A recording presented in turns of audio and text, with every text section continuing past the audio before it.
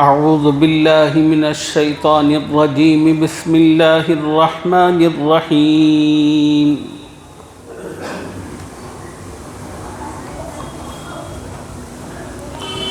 والذین اتخذوا من دونه اولیاء ما نعبدهم الا ليقربونا الى اللہ زلفى ان اللہ یحکم بینہم فیما ہم فیہ یختلفون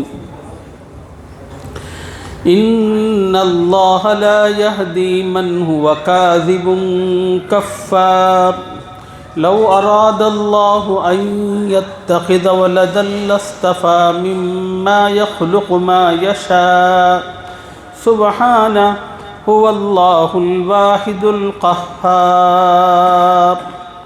صدق اللہ العظیم۔ ابھی میں نے قرآن مجید کی جن آیتوں کی تلاوت کی ہے ان آیتوں میں پہلا مضمون اللہ تعالیٰ یہ ارشاد فرما رہے ہیں، جو لوگ دنیا میں اللہ کو چھوڑ کر غیر اللہ کی پوجا و پرستش کرتے ہیں ان کو اپنا مشکل کشا اور کارساز سمجھتے ہیں، یہ غلط ہے۔ اس کی تردید فرما رہے ہیں والذین اتخذوا من دونہ اولیاء،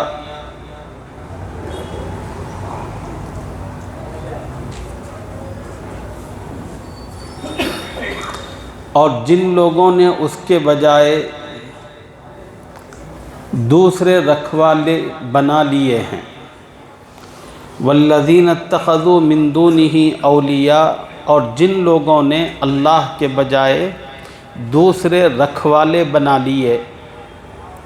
ما نعبدہم الا لیقربونا الی اللہ زلفی، یہ کہہ کر ہم ان کی عبادت صرف اس لیے کرتے ہیں کہ یہ ہمیں اللہ سے قریب کر دیں۔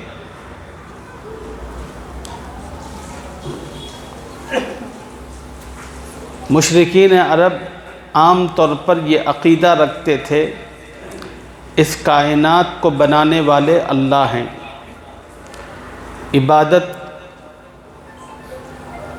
اور بندگی بھی اللہ کی کرنی ہے، یہ مشرکین کا عقیدہ تھا۔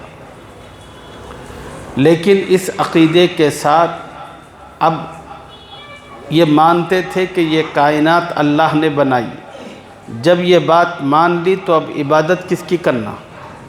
اللہ کی کرنا۔ مگر مشرک کیا کرتے تھے؟ عبادت اللہ کی نہیں کرتے تھے عقیدہ صحیح رکھ کر، بلکہ ان لوگوں نے مختلف قسم کے بت بنا رکھے تھے۔ اب ان بتوں کی پوجا و پرستش کرتے تھے۔ اب ان سے پوچھا جاتا کہ بھئی تمہارا عقیدہ تو یہ تھا کہ سب کچھ اللہ نے بنایا، جب سب اللہ نے بنایا تو عبادت و بندگی کا مستحق بھی تو وہی ہے، اس کی عبادت کی جائے، پھر تم اس اللہ کو چھوڑ کر ان بتوں کو کیوں پوج رہے ہو، ان کی نظر کیوں مان رہے ہو، ان کے سامنے ماتھے کیوں ٹیک رہے ہو؟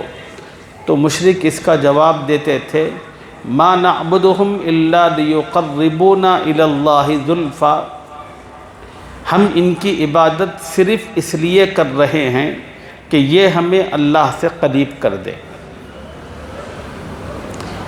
مشرک بولتے تھے کہ ہمارے کو بھی معلوم ہے وہ خدا نہیں ہے، یہ بت خدا نہیں ہے، خدا تو بس اللہ ہے۔ جب اللہ ہے مانتے ہو تو پھر اللہ کی عبادت کیوں نہیں کرتے؟ کہتے تھے کہ نہیں ہم ڈائریکٹ نہیں کر رہے، انڈائریکٹ کر رہے، یہ جو بت ہم نے بنا رکھے ہیں ان کی ہم پوجا کر رہے ہیں، اور ان کی پوجا اس وجہ سے کر رہے ہیں کہ یہ اللہ کے قریبی ہیں، اور ہم ان کی پوجا اسی لیے کر رہے ہیں کہ اگر ہم ان کی پوجا کریں گے تو یہ خوش ہوں گے، اور خوش ہو کر چونکہ ان کا اللہ کے پاس مقام اور مرتبہ ہے تو پھر یہ اللہ سے ہماری سفارش کر کے ہماری نجات پکی کر دیں گے۔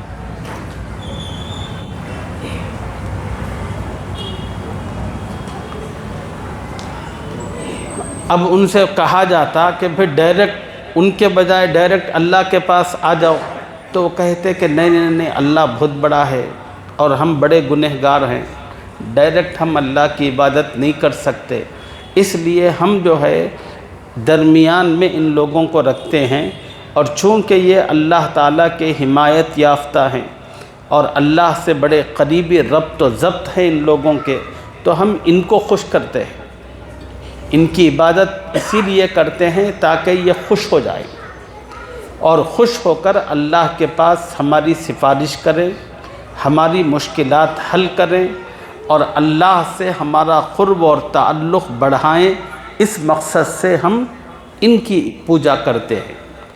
تو اسی کو اللہ نے رد فرمایا ہے۔ والذین اتخذوا من دونہ اولیاء، اور جن لوگوں نے اللہ کے بجائے دوسرے رکھوالے بنا لیے ہیں، یہ کہہ کر ما نعبدہم الا لیقربونا الی اللہ زلفیٰ، ہم ان کی عبادت صرف اس لیے کرتے ہیں کہ یہ ہمیں اللہ سے قریب کر دیں، تو اللہ فرما رہے ہیں ان اللہ یحکم بینہم فیما ہم فیہ یختلفون، ان کے درمیان اللہ ان باتوں کا فیصلہ کرے گا جن میں وہ اختلاف کر رہے ہیں۔ اللہ نے کہا کہ دنیا میں رہتے ہوئے اللہ فیصلہ نہیں کرے گا، مشرکین کی جو سمجھ ہے ان کو ان کی سمجھ پر اللہ نے چھوڑ دیا۔ کیوں؟ اس لیے کہ یہ دنیا دارالعمل ہے۔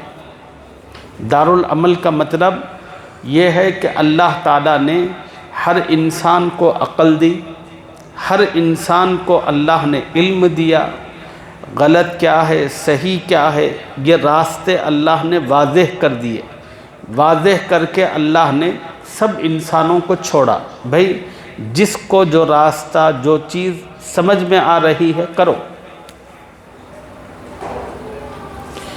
اب جن لوگوں کے مقدر میں اللہ نے ایمان رکھا تھا وہ ایک اللہ پر آ گئے، اور جن کے مقدر بگڑے ہوئے تھے وہ مختلف قسم کی بت پرستیوں میں اور شرک میں خرافات میں پڑے ہوئے ہیں۔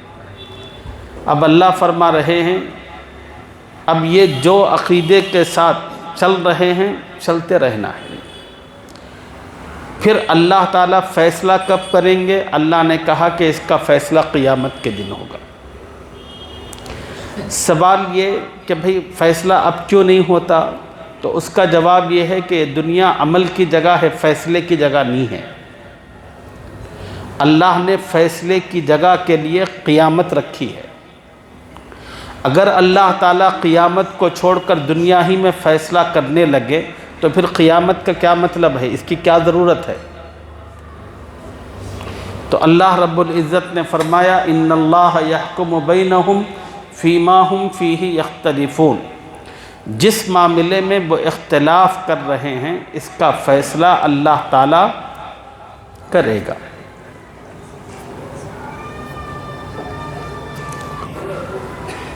اور اللہ تعالیٰ قیامت کے دن ان کو بتائے گا تمہاری سوچ غلط ہے، تمہارا عمل غلط ہے۔ کیوں؟ اس لیے کہ جب تم نے عقیدے کے اعتبار سے اللہ کو مانا اور اس بات کو مانا کہ اللہ ہی سب چیزوں کے خالق ہیں، اللہ ہی سب چیزوں کے پیدا کرنے والے، اللہ ہی سب چیزوں کے مالک ہیں۔ یاد رکھو جو جس چیز کو پیدا کیا ہوا ہوتا ہے وہی اس کا مالک بھی ہوتا ہے۔ تو اللہ تعالیٰ ہمارے خالق بھی ہیں اور اللہ تعالیٰ ہمارے مالک بھی ہیں۔ اب جو خالق اور مالک ہوتا ہے وہ وہی عبادت و بندگی کے لائق بھی ہوتا ہے۔ تو اب ان کو تیسرے نتیجے پر آنا چاہیے تھا، یہ بدبخت نتیجے پر آئے بغیر شارٹ کٹ مار کر نکل گئے اور بتوں کو انہوں نے پکڑا، اور پکڑ کر اب وہ جتنے بھی بت تھے، تھوڑا سا آپ کا ذہن اور صاف کر دو، یہ لوگ جتنے بھی بت بناتے تھے یہ بت پچھلے کسی زمانے میں جو نیک لوگ ہوتے تھے ان کی شباہت پر بت بنتے تھے۔ بھئی ہر زمانے میں ہر دور میں کتنا بھی غلیظ اور خبیث معاشرہ ہو، کچھ نہ کچھ تو اچھے لوگ ہوتے ہیں۔ تو وہ جو اچھے لوگ ہوتے تھے، ان لوگوں کے انتقال کے بعد لوگ یہ کرتے تھے کہ ان کی شباہت کے مطابق بت بناتے تھے، اور لوگوں سے پوچھتے تھے کہ بھئی تم نے ان کا بت کیوں بنایا؟ تو وہ کہتے تھے کہ بھئی ہم نے بت اس لیے بنایا ہے، آپ کو تو پتہ ہے کہ بڑے نیک تھے، اور ان کو بت اس لیے بنایا ہے کہ ان کو دیکھنے سے ہمیں خدا یاد آئے، اور تاکہ خدا کے یاد آنے پر ہم بھی انہوں نے جس طرح اللہ کو راضی کیا، منایا، زندگی گزاری، اس طرح ہم بھی اللہ کو راضی کریں۔ پہلے تو یہ بتوں کو بنانے میں یہی کانسیپٹ تھا۔ پھر اس کے بعد ہوا کیا، جن لوگوں نے پہلی مرتبہ بت بنائے تھے اسی کانسیپٹ سے بنایا تھا، پھر جو بنانے والے تھے وہ مر گئے، تو اس کے بعد ان کے بیٹے آئے۔ اب ان کے بیٹوں نے، ان کو ذرا معلوم تھا، پورا نہیں معلوم تھا۔ ان لوگوں نے کیا کہ اب وہاں پر کچھ اگربتیاں سلگانا شروع کیا۔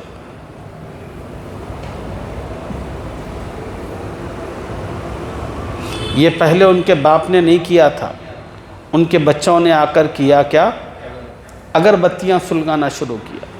اگربتیاں سلگا کر ان لوگوں نے کہا کہ بھئی یہ کوئی عام لوگ نہیں تھے، بڑے خاص لوگ تھے، ان کی تو تعظیم کرنا، عزت کرنا بنتا ہے، اس لیے ہم یہ کر رہے ہیں۔ پھر وہ بچے بڑے ہوئے، بوڑھے ہوئے، ختم ہو گئے۔ پھر اس کے بعد ان کے بچے آئے، یعنی تیسری نسل۔ جب تیسری نسل آئی، ان کو تو کچھ بھی نہیں معلوم تھا، ان کے دادا نے کس وجہ سے یہ بنائے، پھر ان کا باپ کیا کرتا تھا۔ انہوں نے کہا کہ بھئی ہمارا باپ جو ہے اگربتی لگاتا تھا، تو اب ان لوگوں نے کہا کہ اب اسی کے سامنے جھک جاؤ، چھوڑو خدا کو، اسی کے سامنے سجدہ کرو۔ یہ بت پرستی دنیا میں ایسے پھیلی۔ اب وہ جو بت تھے جتنے بھی، جس زمانے میں بھی، وہ بت کوئی نہ کوئی اچھے آدمی کی شکل میں تھے۔ اب وہ جو اچھے آدمی کی شکل تھی، تو ان سے متعلق سماج میں، لوگوں میں یہ عقیدہ تھا کہ بھئی یہ لوگ اللہ سے بڑے قریب ہیں۔ کیوں؟ اس لیے کہ یہ اچھے تھے۔ تو اب وہ بت پرست بھی جو بتوں کی پوجا کرتے تھے، وہ اسی لیے کرتے تھے کہ بھئی یہ اللہ کے بڑے چہیتے ہیں،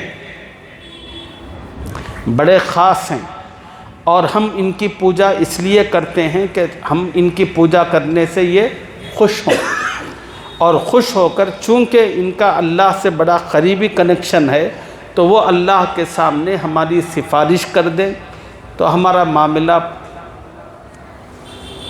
پار ہو جائے گا۔ یہ ان کا تصور تھا، اسی کو اللہ نے فرمایا ان اللہ یحکم بینہم فیما ھم فیہ یختلفون۔ ان کے درمیان ان باتوں کا فیصلہ جن میں وہ اختلاف کر رہے ہیں، ان کے درمیان اللہ ان باتوں کا فیصلہ کرے گا جن میں وہ اختلاف کر رہے ہیں۔ یعنی قیامت کے دن اللہ تعالیٰ بتا دیں گے سچ پر کون تھے، غلط کون تھے۔ اچھا، اب یہ دوسری آیت میں اللہ تعالیٰ مشرکین کے ایک اور غلط عقیدے کی تردید فرما رہے ہیں۔ وہ غلط عقیدہ کیا ہے؟ مشرک کا یہ عقیدہ تھا جتنے فرشتے ہیں یہ سب اللہ کی بیٹیاں ہیں۔ یہودیوں کا عقیدہ یہ تھا کہ حضرت عزیر علیہ السلام اللہ کے بیٹے ہیں۔ عیسائیوں کا عقیدہ یہ تھا کہ حضرت عیسیٰ اللہ کے بیٹے ہیں۔ اب یہ عقیدہ، یہودیوں کا عقیدہ، عیسائیوں کا عقیدہ، مشرکین کا عقیدہ۔ اب اللہ تعالیٰ ان سب کا عقیدہ رکھ کر اس کا رد فرما رہے ہیں۔ لو اراد اللہ ان یتخذ ولدا لاصطفى مما یخلق ما یشاء۔ یقین رکھو اللہ کسی ایسے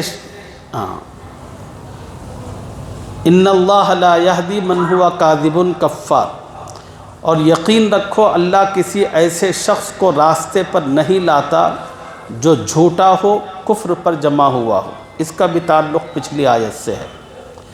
اللہ تعالیٰ فرما رہے ہیں کہ دنیا میں جو آدمی اللہ کو چھوڑ کر غیر اللہ کی پوجا کرتا ہے وہ سب سے بڑا جھوٹا ہے، اور اللہ تعالیٰ جھوٹے آدمی کو کبھی ہدایت نہیں دیتے۔ اچھا، اب آگے کی جو آیت ہے، اس آیت میں اللہ تعالیٰ ولدیت کا جو عقیدہ تھا اس کی تردید فرما رہے ہیں۔ لو اراد اللہ ان یتخذ ولدا لاصطفى مما یخلق ما یشاء، اگر اللہ یہ چاہتا کسی کو اولاد بنائے تو وہ اپنی مخلوق میں سے جس کو چاہتا منتخب کر لیتا۔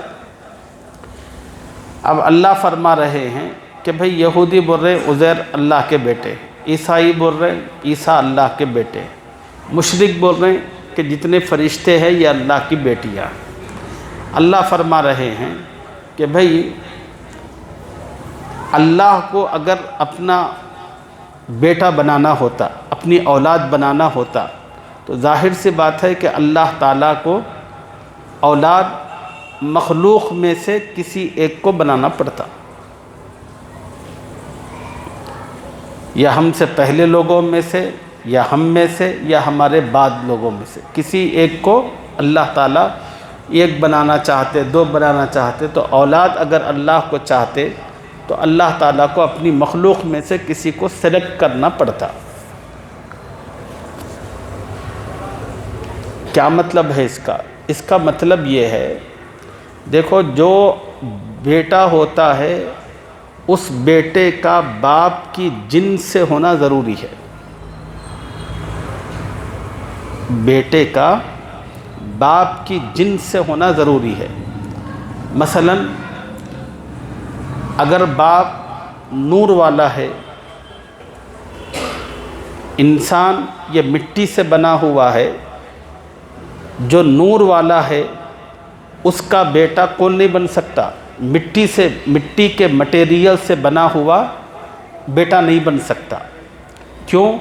اس لیے کہ اصول یہ ہے کہ بیٹے کے لیے ضروری ہے وہ باپ کے جن سے ہو، اور اللہ تعالیٰ نے اپنے بارے میں پہلے ہی بتایا کہ بھئی اللہ کا نہ کوئی باپ ہے، اللہ کی نہ کوئی بیوی ہے۔ جب اللہ کا نہ کوئی باپ ہے، اس کا مطلب کیا؟ اللہ کا کوئی باپ نہیں ہے کا مطلب یہ کہ اللہ کسی کا بیٹا نہیں ہے، اور اللہ کی کوئی بیوی نہیں ہے کہ اس کا مطلب یہ ہے کہ اللہ تعالیٰ کی کوئی اولاد نہیں ہے۔ تو پھر اس کا دونوں کو ملانے سے مطلب کیا ہوگا؟ اللہ کا باپ بھی نہیں ہے، اللہ کی بیوی بھی نہیں ہے، تو اس کا مطلب یہ ہے کہ اللہ تعالیٰ اپنی ذات میں خود موجود ہے۔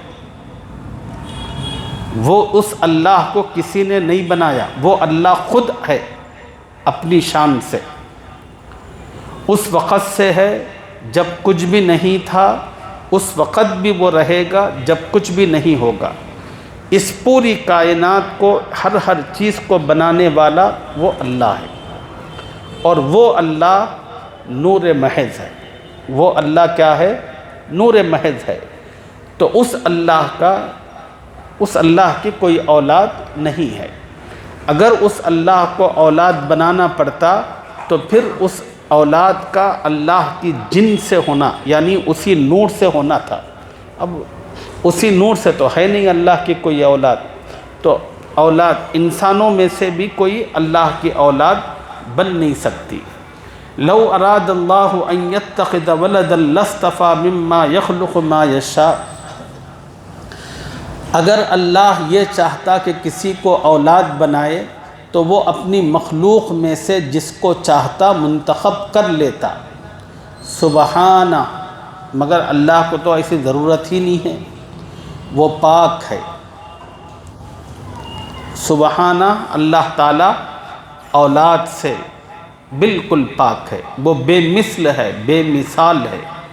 هو اللہ الواحد القہار، اللہ پاک ہے اس بات سے کہ اس کی کوئی اولاد ہو، وہ تو اللہ ہے، ایک زبردست اور اقتدار کا مالک ہے۔ اس طرح اللہ تعالیٰ نے تردید فرمائی ان تمام لوگوں کی جو اس بات کا یقین اور عقیدہ رکھتے ہیں کہ اللہ تعالیٰ اولاد رکھتا ہے۔ اللہ نے فرمایا کہ بھئی اللہ کوئی اولاد نہیں رکھتا، اور یہی بات اللہ نے سورہ اخلاص میں بتائی ہے۔ ایک مرتبہ مشرکین نے حضور صلی اللہ علیہ وسلم سے پوچھا تھا، اے محمد آپ کے خدا کا نسب کیا ہے؟ آپ کے خدا کا نسب کیا ہے؟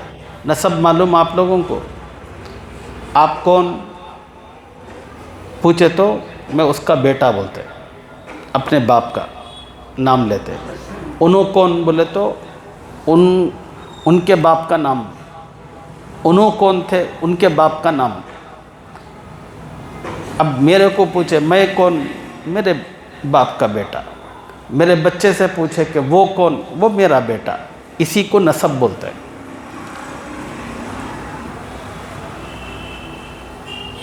تو اسی طرح مشرکین نے بھی خدا کو اپنی طرح سمجھا، جیسے انسان کا ایک نسب ہوتا ہے، میں ہوں، میرا باپ فلاں، میرا دادا فلاں، میرا پردادا فلاں، میرا جکڑ دادا فلاں، میرا سکڑ دادا فلاں، جیسا ایک میرا نسل ہے اور نسب ہے، یہ اوپر تک جاتا ہے۔ ایسے ہی مشرکین نے خدا کو بھی اپنی ہی طرح سمجھا، سمجھ کر حضور صلی اللہ علیہ وسلم سے پوچھا، اے محمد تمہارے خدا کا نسب کیا ہے بتاؤ۔ تو اللہ رب العزت نے اسی پر سورہ اخلاص نازل فرمائی۔ اللہ تعالیٰ نے فرمایا، قل هو اللہ احد، اے محمد صلی اللہ علیہ وسلم آپ مشرکین کو بتائیے کہ میرا اللہ ایک ہے۔ قل هو اللہ احد، وہ اللہ ایک ہے۔ ایک کا مطلب لم یلد ولم یولد، نہ وہ کسی کا لڑکا ہے نہ اس نے کسی کو جنا، یعنی وہ اللہ نہ کسی کا بیٹا ہے نہ کسی کا باپ ہے۔ وَلَمْ يَكُنْ لَهُ كُفُوًا أَحَدٌ، اللہ تعالیٰ نے اپنا شجرہ اور اپنا نسب بتایا کہ وہ اللہ بس ایک ہے، اپنی شان کے مطابق ہے۔ اللہ تعالیٰ اپنے کرم سے ہمیں اپنے عقیدوں کو صحیح رکھنے کی توفیق نصیب فرمائے، اور اس کی وحدانیت اور اس کی توحید پر ہمارے یقین کو مضبوط سے مضبوط تر فرمائے۔ آمین یا رب العالمین۔ سبحان اللہ و بحمدہ۔